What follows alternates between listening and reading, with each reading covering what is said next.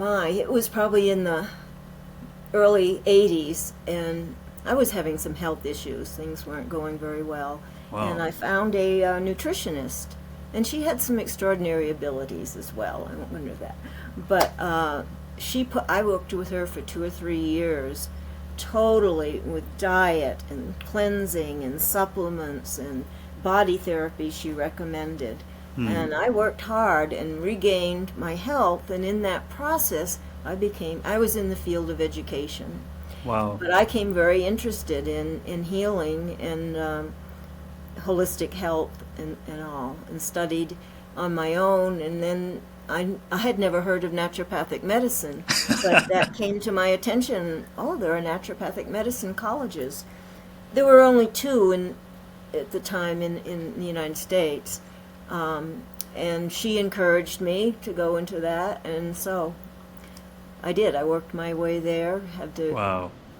Being education background, I had to go and take my sciences, medical sciences, and get in. So that was how I got started, and that's 4 years here, and you are, take board exams and get licensed, and so I started working where I live now, even though I didn't stay here all that time, in Wow. Flagstaff, Arizona. That I literally did not know that you started off in education, and it makes sense because, like I said, you're very systematic in the way you present information, and my mom is a teacher as well, so that's why I immediately thought wisdom when I met you. But what was it like making that transition from education? I guess it wasn't a big transition, was it? But how was that? No, it was good. I was ready, and we are educators, as you know. Yes. Yeah. Yes. And I did work in adult education and a lot in guidance and counseling, and that also is where I like to connect with people beyond just here's the medicine. So that wove in well. So Yeah, it's always funny when I meet guests that I thought I knew, and then there's always something that comes up, and I'm like, whoa, I had no idea. I think what most people want to hear from you, though, is the Gerson Therapy. I mean, it changed my life in several ways. I mean, like you, I was seeking health solutions for myself, but more importantly, I was frustrated with the conventional way of treating cancer in particular. And I was desperate at the time when I discovered the Gerson Therapy and flew to San Diego. I made that decision in probably a few days. I'd never heard of it before, found it. The training happened to be a month after, and I just bought my ticket right away. So that was fortuitous for me. But I don't know if people are as aware of the Gerson Therapy as they should be. Could you help us to understand from your perspective? I mean, you've been immersed in it for 28 years or more. in various degrees. Yeah. In various degrees. How would you describe it to someone? Well, Dr. Gerson was first, a medical doctor Yeah. from Germany, and I think I'd start with the fact that he, I believe, even in medical school, was getting a little disillusioned. Yeah. I interpret that. He had a lot of migraine headaches, and he was regular conventional medicine was not helping him at all. Yeah. And so he just started researching and studying, and somehow got into the area of nutrition and finding that maybe there was something about his diet. And lo and behold, he worked with it and cut things out and so on, and was able to cure his migraine headaches. Yeah. So nutrition is, wow, that's a basis. And Yep. so we'll go to what he said, that is the simplest way to understand it. We get ill because there's toxicity and deficiency. Wow. We're deficient because of our food, our diet, and today more than 40s and 50s and when he was practicing, we had more wholesome food. We did not have all the pesticides and insecticides and the GMO. GMO, Yeah. and we didn't have as much air pollution and water and so on.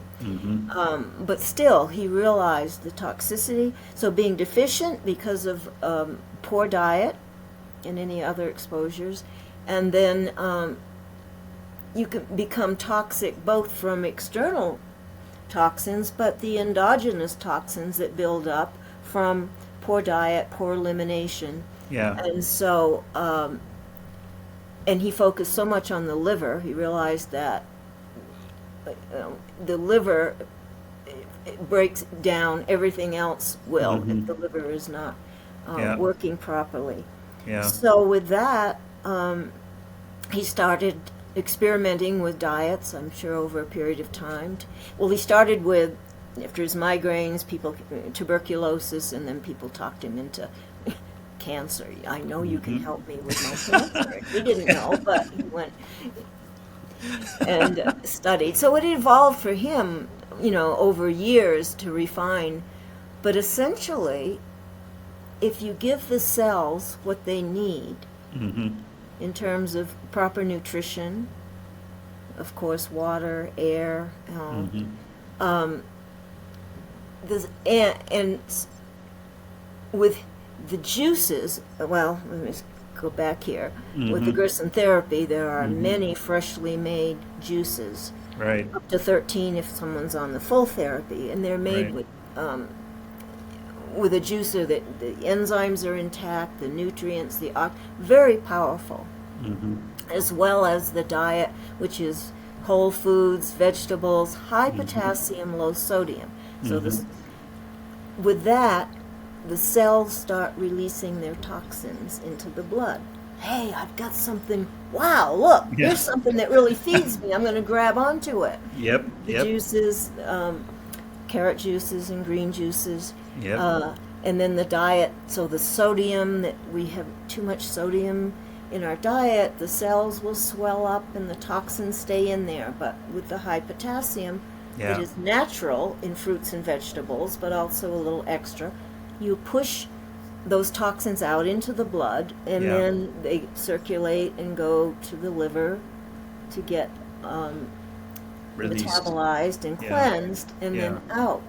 However, he didn't have a big part of the Gerson Therapy, the detoxification aspect of the coffee enema at the beginning. And all these toxins are moving out, but they're not getting out of the body quick enough. And so there was auto-intoxication. But anyway, he discovered the coffee enema. So what we're doing is cleansing, nutrition detoxification, nutrition detoxification. So the cells become healthy, we move out the toxins, and so we start cellular regeneration.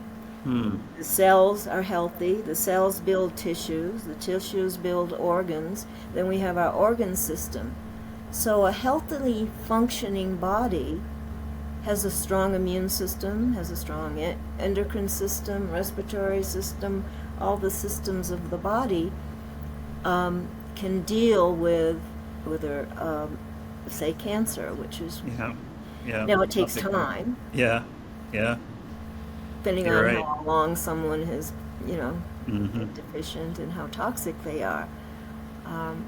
But that's, as you know, as Only too well. therapy, Gerson therapist as well. So there's a few more aspects involved in the therapy, but mainly that's it. Yeah. The proper diet, his particular diet, the detoxification, and the support with certain supplements. So I always like to hear from someone like yourself who has been really on the front line of Gerson. I know you'll never admit it, but since Dr. Gerson died, certainly his daughter Charlotte carried his work on quite well.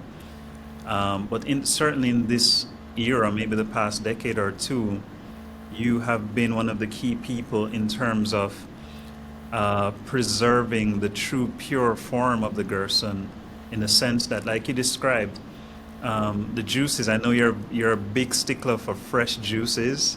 I've presented many cases to you over the years, and you've always kind of said, "Well, Andre, what's happening with the juices? Why are they so?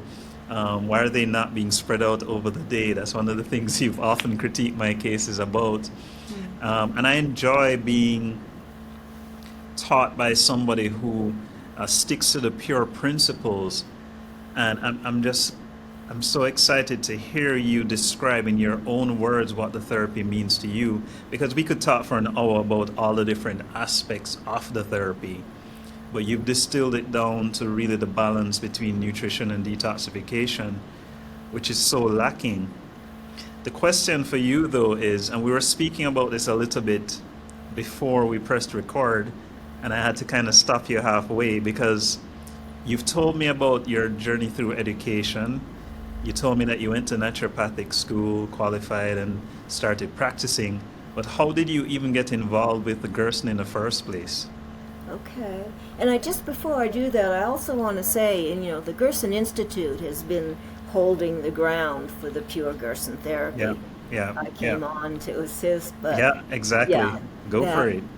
So, well, in naturopathic school, we had a class, and it might have been my senior year, an overview of oncology, a very brief class, a little bit into chemotherapy and what radiation and so on, and then an overview of the most popular, well-known alternative therapies for cancer. Alternative. So that was when I was first introduced to Gerson. I thought, this is interesting. So I went to the library and I found Dr. Gerson's book, A Cancer Therapy, and found that very fascinating.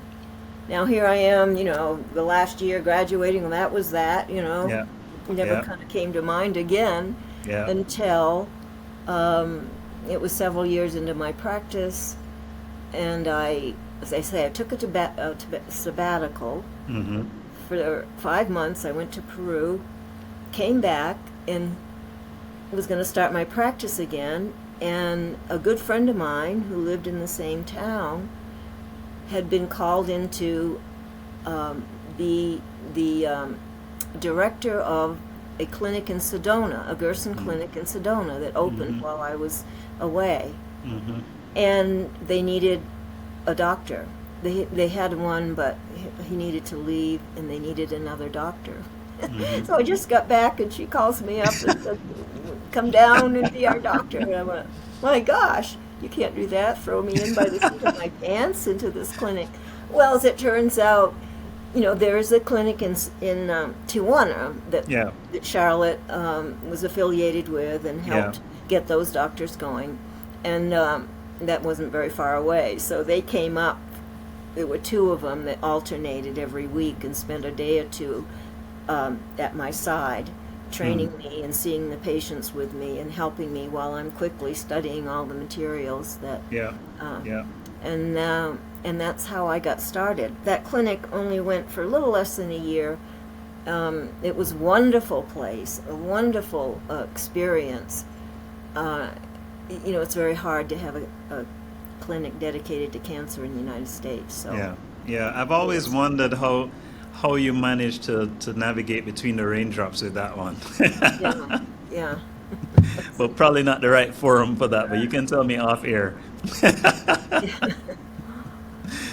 But yes, it was, and so we had ate the food and while we were there, and drank a few juices, and did the detox procedure when I went home, and so that's how I got started. And then after that, would see some patients. Back then, I don't know if I had a computer, but on telephone and fax was how I worked with, the patients long distance. And a few came in. I started at my own practice again, and if they were local, a few would come through for Gerson that way. And then it was a number of years later when I got called to come to San Diego and work at the Institute, which is not the clinic, but the nonprofit that promotes and educates for the Gerson therapy. So when I met you, you had been with the Institute in San Diego for quite a little Since bit. 2006. Yeah, 9 years. Wow. Okay. Okay. Well, we're going to take a quick break just for some sponsorship stuff that I have to do. And then I'll be right back with Dr. Kayla. And I'm going to ask her some. Should I ask her some tougher questions? You guys decide during the break. We'll be right back.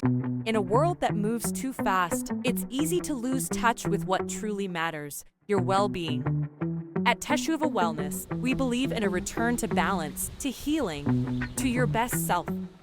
Our holistic approaches nurture not just your body, but also your soul. Whether you're seeking peace, energy, or a deeper connection, we're here to guide you every step of the way. Our medical experts specialize in holistic treatments for chronic diseases, ranging from autoimmune illnesses to cancer. Our treatments are safe, non-toxic, and effective. Because at Teshuva Wellness, your journey to wellness is our greatest commitment. Visit our website today at teshuvawellnessja.com or call 1-876-787-8197. That's 1-876-787-8197. Teshuva Wellness. Return to health. Return to your best self. And of course, during our break, Dr. Kayla decided that she was going to drop an even more delightful gem than she had previously done. So I told her that she has to share it with the Healthy Reasoners. Dr. Kayla has obviously a wealth of experience, but she also has a treasure trove of documents that she'll just randomly pull out and say, well, I read this somewhere. What do you guys think? And it's always so deep. So she shared something with me briefly while we were on break. And of course, it was mind-blowing. And I said, you have to share this with the Healthy Reasoners. So please, Dr. Kayla, go right ahead. Okay, thank you. I'll make this as succinct as possible. Oh, that's fine.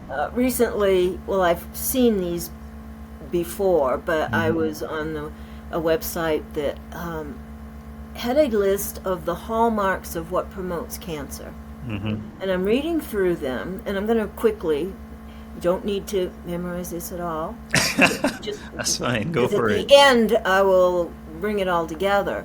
But the ability for this the cancer to evade natural growth suppressors, the ability for them to avoid immune system destruction,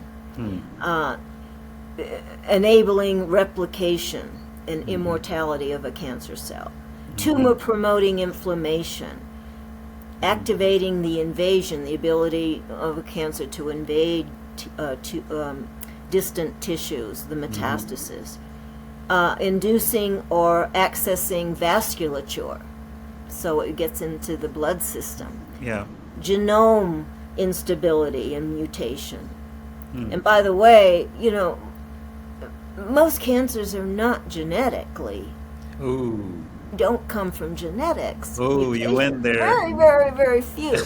You went there. But anyway, resisting cell death and sustaining proliferative signaling. Now that's a lot of fancy, but those are all distinct little pathways. But the last one they listed is the one that Dr. Gerson said, here's what we need. Dysregulating cellular metabolism.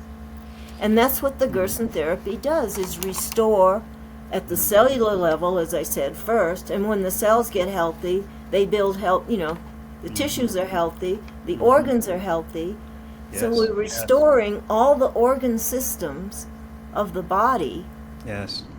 But it's when that isn't happening, when cellular metabolism is not functioning properly at all, that they'll get all these other pathways of other ways. Would you agree? You're an oncologist. I'm just that. So we're working at the foundational level rather than, all right, go this way and I'll plug that up and push this pathway and block that pathway. Yeah. And there's there's a time for that. I mean, I'm not, but anyway, Dr. Gerson said over and over, it's the level of the metabolism and the health of the liver. Yeah. So we're detoxifying and rebuilding the liver as well as the entire body. So once again, you've pretty much just pulled a pin out of a grenade, and you've kind of just left it there on the table and said, "Well, it's up to you now, Andre." So I'll take you up on that offer. So I often teach my healthy reasoners on this podcast that there are really four critical arms to treating cancer well. The first being able to kill the cancer cells to begin with. The second being adequate nutrition, which you've already spoken about today. The third being adequate detoxification, which you've also touched on today. But of course, the last one is where you and I share so much common ground, which is the mind-body-spirit connection. And I think when we have our global Gerson Grand-Rounds, I think we're usually the two people raising our hand and asking about the patient's marital status, or how many children they have, or how much sleep are they getting. And everybody is kind of like, why are you asking these questions?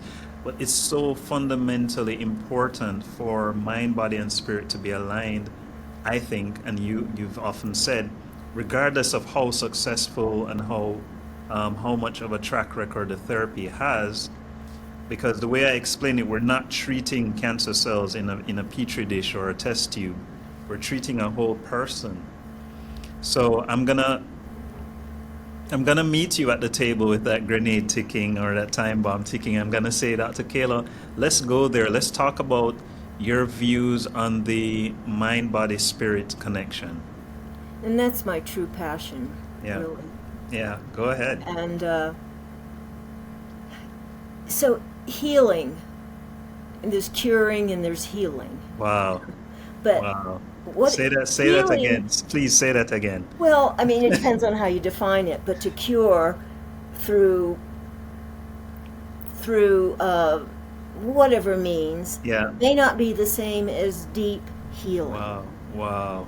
And for me, healing is more than just fixing the body. Huh. And even if you can fix the body without see, Western world likes to put everything in boxes, like we got the physical and the mental and the emotional and the spiritual, like they're all separate parts of ourselves, but they aren't. They're all one thing that communicates and works together. So addressing that aspect for anyone that's on a healing path for cancer or whatever they're dealing with, without looking inward, it just takes away so much from, I think, the healing potential. Yes. And I really look a lot at where did this person, and we all, usually to varying degrees, we all have had some traumas. Yes. Being born is probably one of them, depending on how easy your birth was. Yes. And then, depending whether it's, serious abuse or trauma, or just how a child interprets something or is not able to really express themselves the way they'd like to because whatever. So we learn to deal with that. We stuff it and suppress it. And where does that energy? It's energy. It goes into our body, into our cells, into our organs. And the body is very resilient. In a lot of cases, we find ways, and we learn to let it dissipate. But when it doesn't, when energy gets stored and blocked, we don't have the flow through our body. And things get stagnated and stuck in an area. And so that can be one aspect of how something can develop in these areas that are blocked. Chinese medicine, ancient Chinese medicine. I mean, they realized that, like, the liver can hold anger, the lungs hold grief, kidneys hold fear, Yes, ma'am. and so on. So I like to encourage people to look inward and see where their life force, in whatever way, has been blocked. And I don't mean necessarily going into therapy, psychotherapy, that may serve its place, but there are other ways to get in touch with your inner world and your emotions and your feelings, and learn how to move that energy and and express. And I think that along with, so I'll say this part, we've noticed when you detoxify the body, and because all those are not There you go. separate, mental, emotional, oftentimes people will have emotional releases There you while go. they're going through a big detoxification. Yeah. Yeah. So that's an opportunity too, if you really take that and go with it. So. Yeah. So you said something really powerful. You said it's really about looking at our inner world. And I'm going to meet you right there again, because I was having a conversation recently with someone, and we said, there really is no outer world, is there? Because everything you experience really is a subjective experience of your inner world and how you view your environment. So we're all experiencing the same world, but technically we're not, because it means different things to different people. So that was a really powerful statement. And yes, I wanted to remind you about a patient of mine. I mean, so full disclosure, training with you for the first 2 or 3 years, every Thursday when the Global Grand Rounds presenting cases to you, I'm not gonna pretend that it was easy. It was hard, because I had to switch off my conventional mind and start to think about some of the concepts you just presented.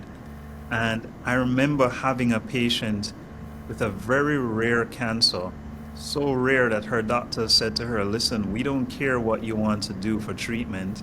We'll support you. We'll give you all the blood tests. We'll do the imaging for you, because we have no way of treating this thing. And I happened to get that patient as one of my earliest Gerson clients.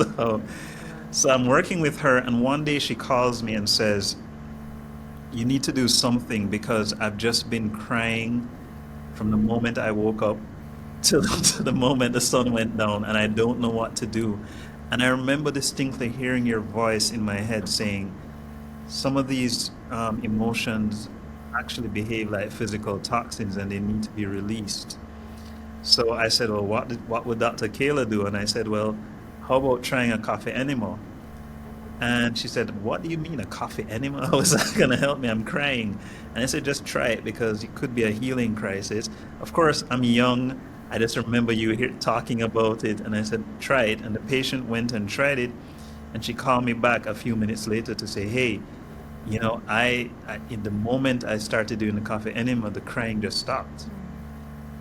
And for the rest of our time together, treating her, I could always tell when her body was doing some massive healing, because she just started crying all the time. And then, of course, she'd do the coffee enema and it would stop. But I learned that from you. Well, you know, there are other instructors as well. It wasn't just me, but I'm sure it's come up. But I would also say, yes, that helps move the toxins out, but it's okay to cry. And it's okay to feel, to take some time to just let that be. Yeah. There's some sadness that needed to move out. And we don't want somebody to get caught up in it and just kind of stay in that rut. But to use that as an inner exploration. Where has there been grief in my life? You know, it's, I think, a well-known statistic that for many people, if you ask what happened 6 months to a year prior to their diagnosis, there was maybe some major stress, maybe a marriage ended, or a child was lost, or whatever. So we need to fully metabolize the emotions as well as the toxins, the physical toxins in our body, and to just be gentle with ourselves. And then, yes, we can do the coffee enema and we can move that through, but stay conscious with what's going on. Yeah. And it could be, as I say, it can be a lot of healing happening, even if the body isn't yet totally restored. There's a lot of healing happening on many levels. I'm going to steal that one. You say we need to metabolize the emotions. That's super deep. You know, if you heard this once, it always stuck with me. You know, animals, let's say two dogs get in a little fight, and then they separate and they shake all over.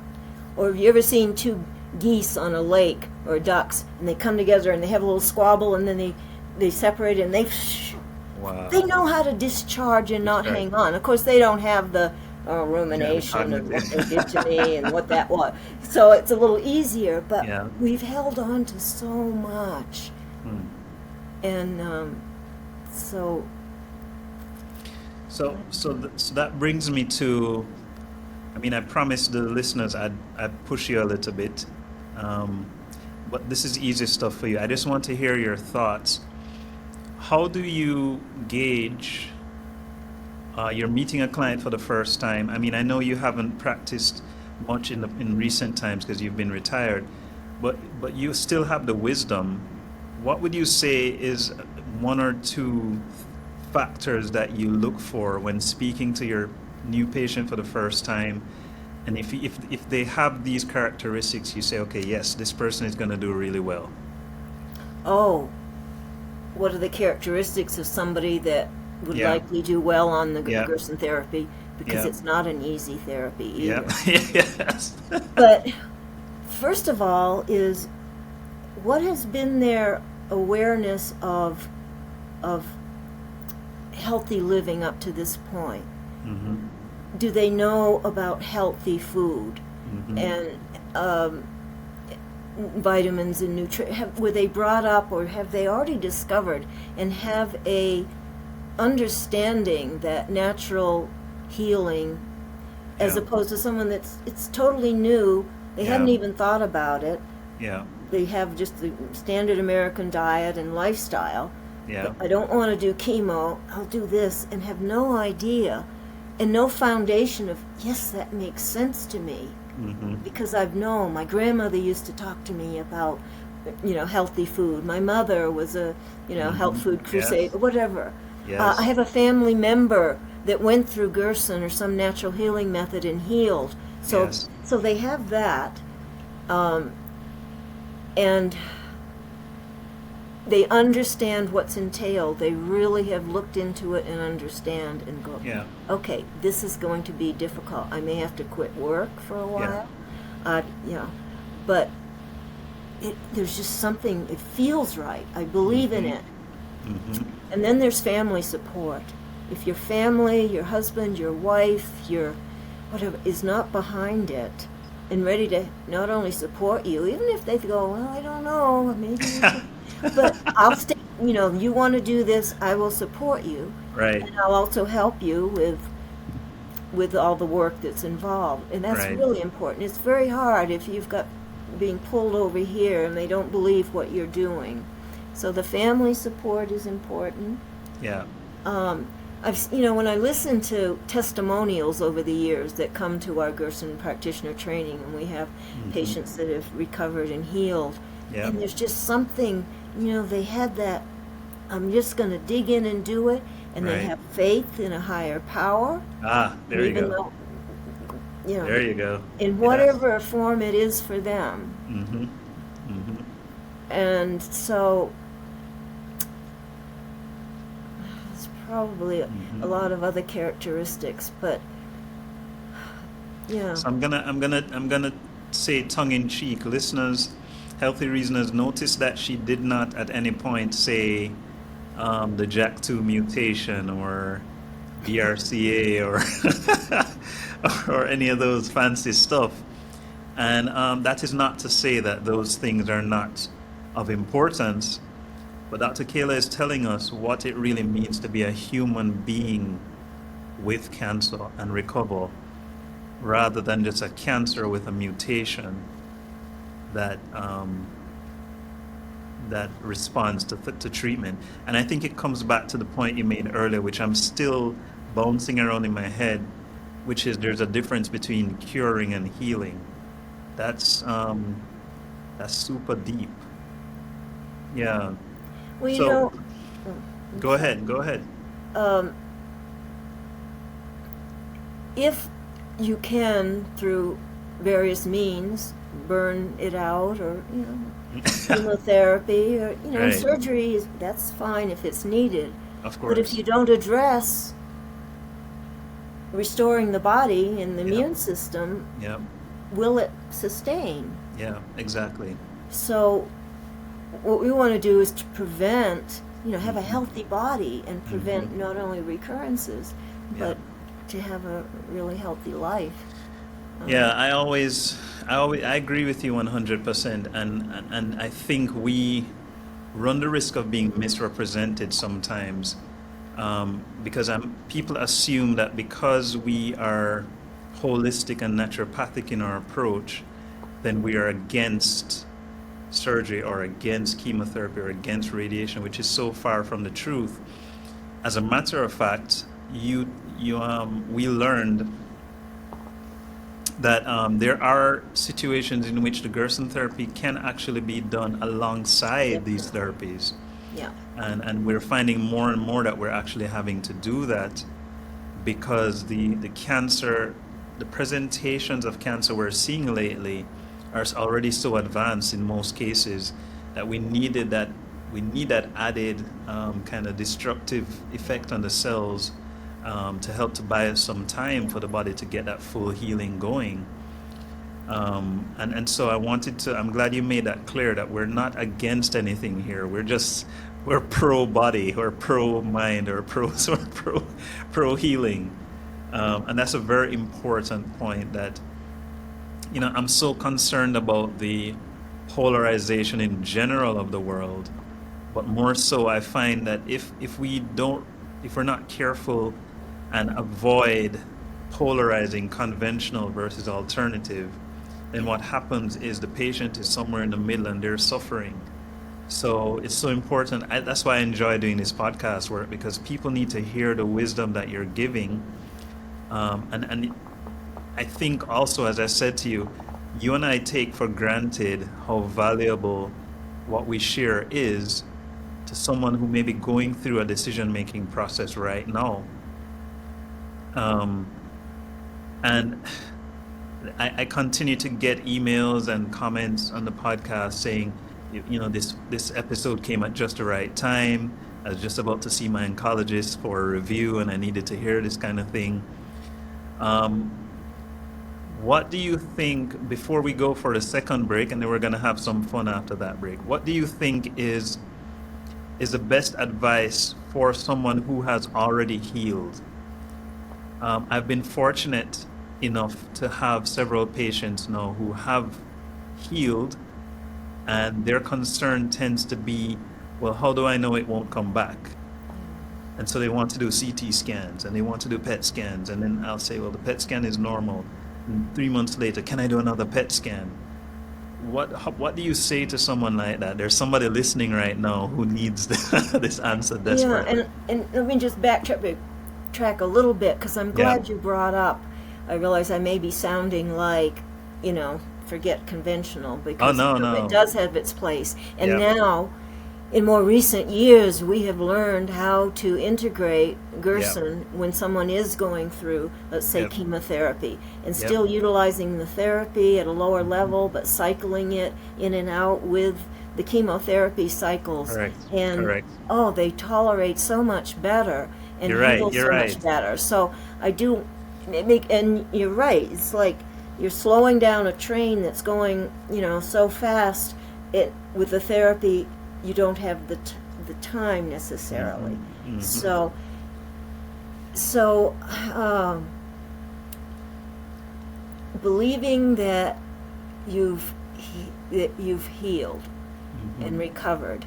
And I can understand how, it can be a very scary thing having gone through that and not worrying. And there's so many, let's see, I don't know off the top of my head out things to recommend, but when you know how it feels to feel good, and you feel different than when you were sick, and now you feel good, then you just go in and keep feeling that feeling of feeling. And then when it pops up, oh, I wonder, no, right here and now, I am well, and this is how I feel. And flooding your cells, yourself, with love. That may sound a little trite, and for some people maybe it's hard to get to that space. But even with the food and the juice, or the the immunotherapy or the chemotherapy, appreciating it and flooding it with love. Yeah. Yeah. And the cells, I mean, everybody likes to feel love. Yeah. Your own cells like to feel love, right? Yeah. If you're just getting in that state. Right. And now they're going to want to stay around longer so they can Right. feel that love. Right.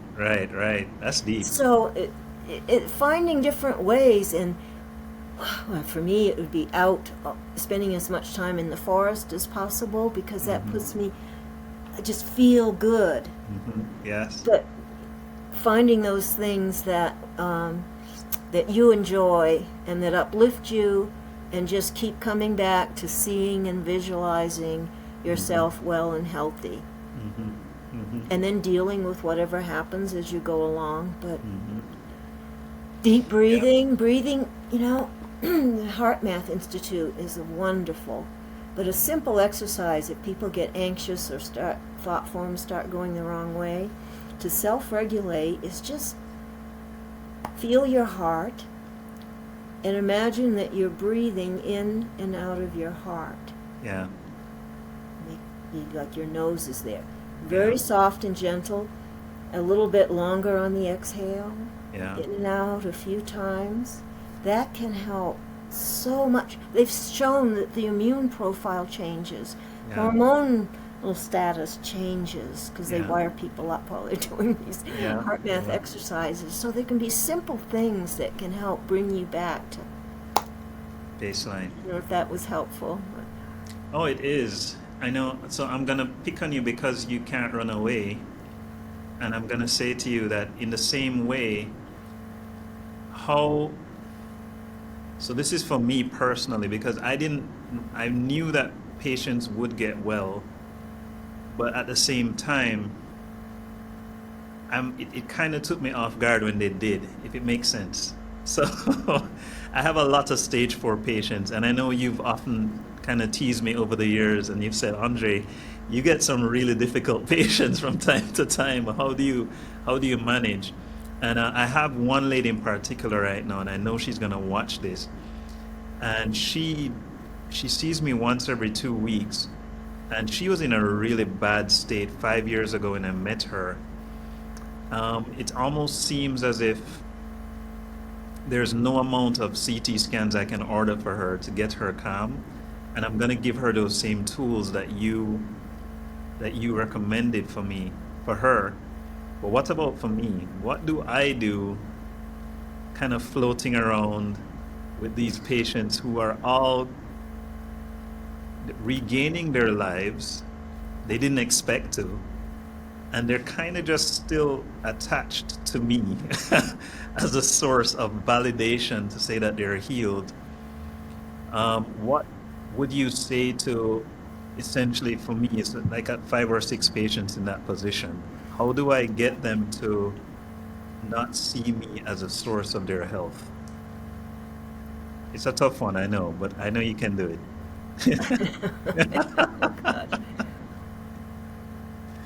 Well, I mean, have they understood that they wouldn't reach this level of healing that they've come to if it hadn't been for their ability and participation?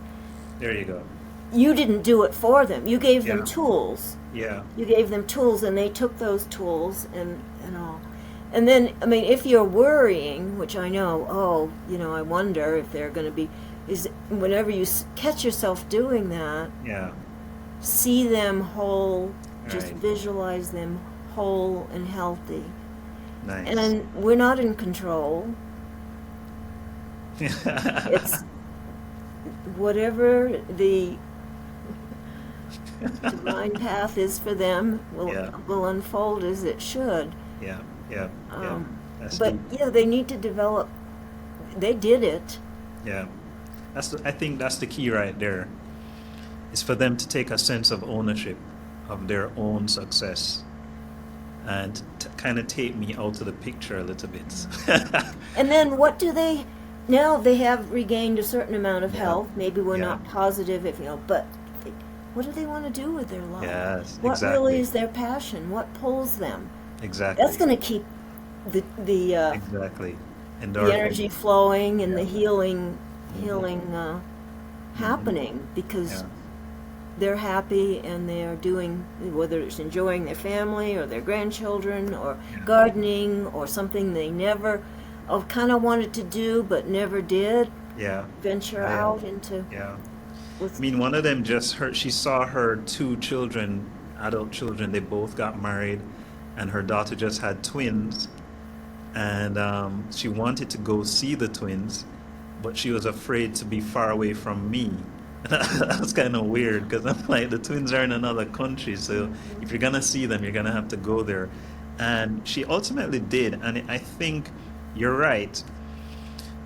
I think once she starts to regain the passion for something else, she'll kind of not be as dependent on me. And I know you're listening, you know who you are. You're listening right now, you're watching. So I'm talking to you, even though I'm not calling your name.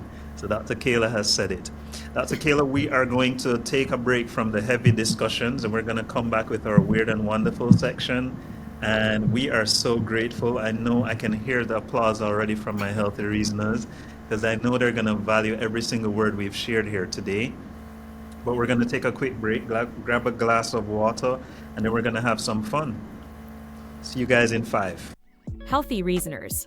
You asked and we listened. After enjoying today's episode, you can now send Dr. Andre your comments via WhatsApp. That's right, WhatsApp your comments or voice messages to us at 1-876-405-7831. In fact, take a moment to send us a WhatsApp right now. If it's really good, Dr. Andre will read it in the next episode. Once again, that's 1-876-405-7831. Send us your message now. We can't wait to hear from you.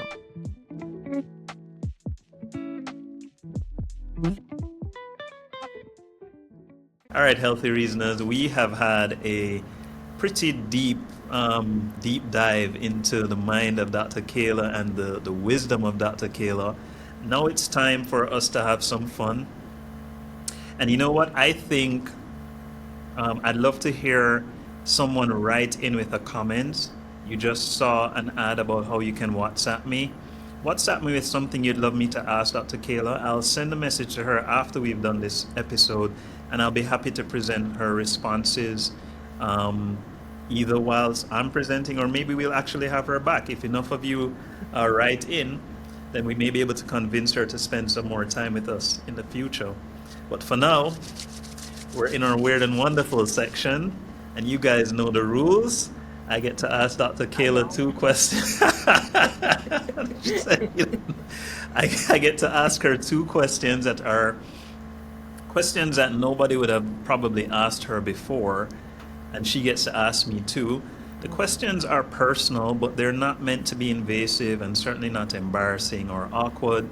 But we just want to get to know a little bit more about Dr. Kayla than maybe other people have in the past, because they've only ever seen you, Dr. Kayla, as, in my case, my lecturer, my teacher, my mentor.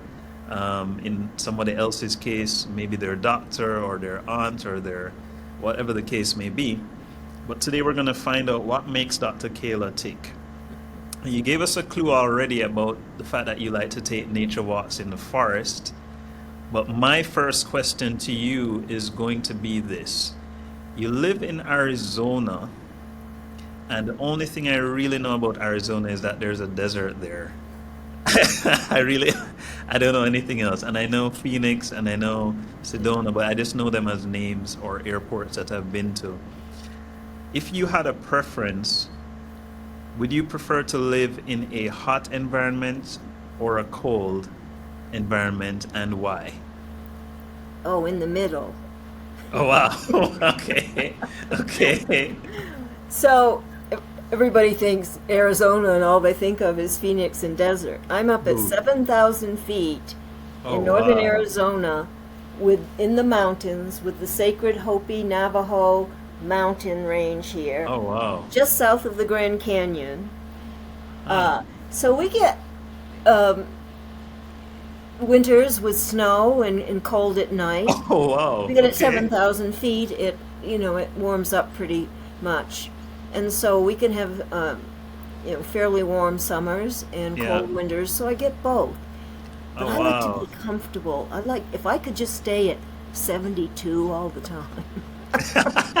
No, I do like to have a little winter, but I don't like really hot weather.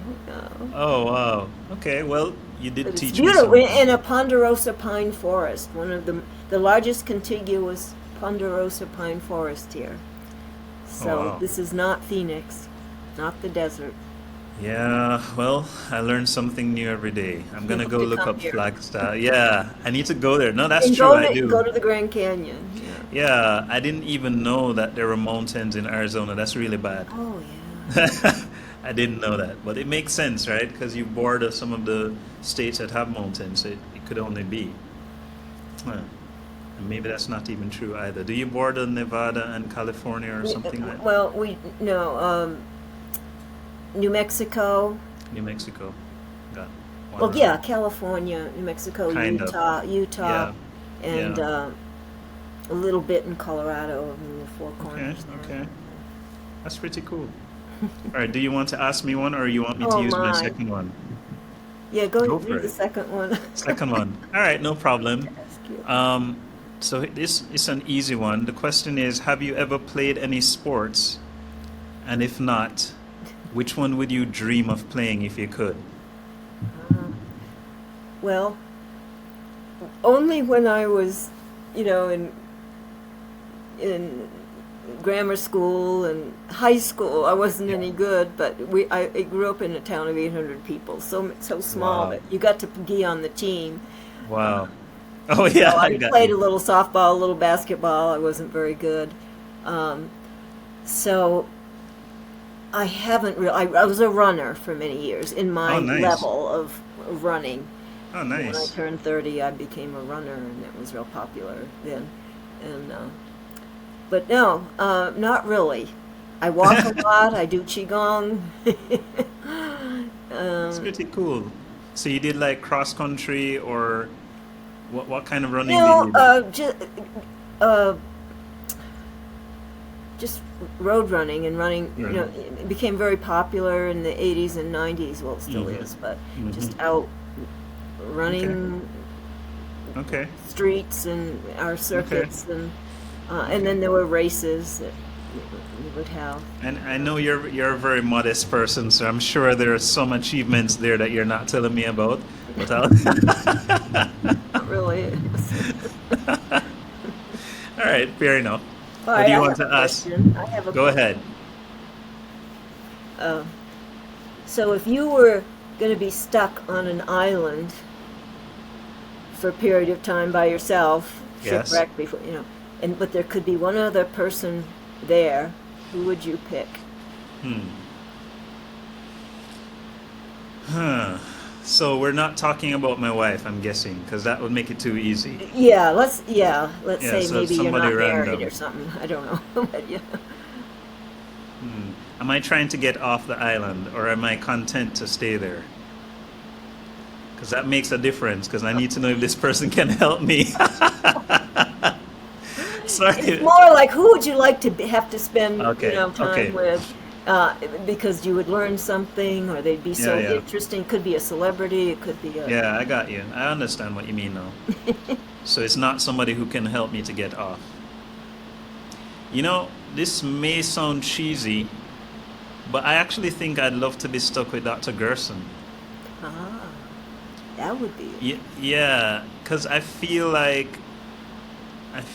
the legacy he left is mainly scientific, but the way his mind works kind of reminds me of myself, and I feel like it would be some amount of validation to, well, assuming I knew his legacy from beforehand, and to be able to sit and talk with him and realize that hopefully we think a lot the same, and the little quirks that we have, like I remember him having to observe. He observed that some potatoes. How did the potato story go? It was something about the worms ate some of the potatoes, but not Oh, others. well, the one I know, I don't Yeah. remember potatoes, but I think it was his grandmother. He was a young boy. She had her garden plot, Yeah. New fertilizers are coming out, and she was going to experiment. So she took a plot where she used commercial fertilizer, and he saw the worms come out of there and leave that plot and go over to the Right. one. That's Right. the story I remember. He So was these are, very close to nature. yeah, and these are the um, things that make innovators different, and yet that make us not really fit in with the crowd. These observations that nobody else is making, nobody else really cares about. And look how much it has led to, certainly for Dr. Gerson, whose legacy lives on through countless people who have benefited, right? Yeah, So, yeah, I think probably him. that would be, yeah. And you know, the fact that if he didn't have had a daughter that was interested and at his side Yep. and wanted to carry it on, Yep, would it have continued on? precisely. So, Charlotte, rest in peace, of course. I didn't get the privilege of meeting her either because she was supposed to visit. There was a rumor that she was going to visit the 2015 thing that we did. I think that was just an urban legend, but everybody was kind of looking to see her bend the corner, but she never did. But it would have been interesting. Maybe it would have been interesting to chat with her as well. Because these people, these legendary people become larger than life often after their death. But nobody really gets to know their thoughts on other things, you know? Anyway, what's your second question, ma'am? Oh dear. Oh. No worries. I'm generally an open book. I've gotten really weird ones from other people. Well, this is just it. What's your favorite food that's reasonably healthy? I would ask you what's your cheat, but we I probably like shouldn't that. do that here. Yeah, no, I got you. So, yeah, it's actually curried goat. Curried goat? Curried, curried goat. It's popular here in Jamaica. So, Okay. it's goat meat, but it's seasoned with lots of turmeric Oh, and and very good. maybe black pepper. So it's, like you said, it's reasonably healthy depending on what they use to season it. And I actually eat it quite a bit more. And since I've switched my diet to eat more of that, I actually find that my health has improved.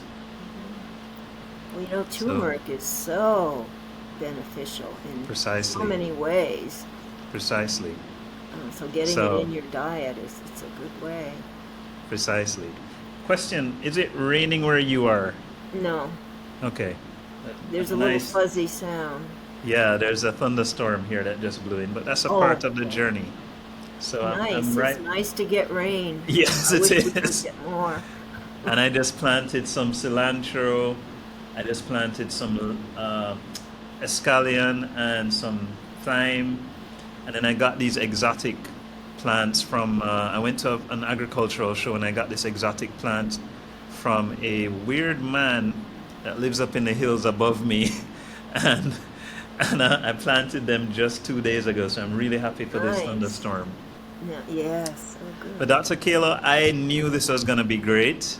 And I know that we're going to get lots of feedback on this episode because there's something about the energy of someone who's seen most things and has been able to form their own way of distilling the information. And you've done that for us today.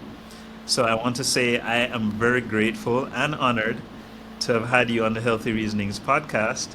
And I'm looking forward to hopefully getting more of your time in the future if if you'll allow it. And please give my regards to the several other tutors that you work with still. And please give them my regards and tell them they're also welcome. Oh, definitely, definitely. And I just want to say, too, anybody wants to learn a little bit more Yeah. about the Gerson Therapy, Yeah. just www.gerson.org. Yep. You'll find a wealth of information if this is Yep. all new to you. it's just Yeah. be interesting to explore. But thank you so much. I've Oh, enjoyed yeah. it, and Oh, yeah.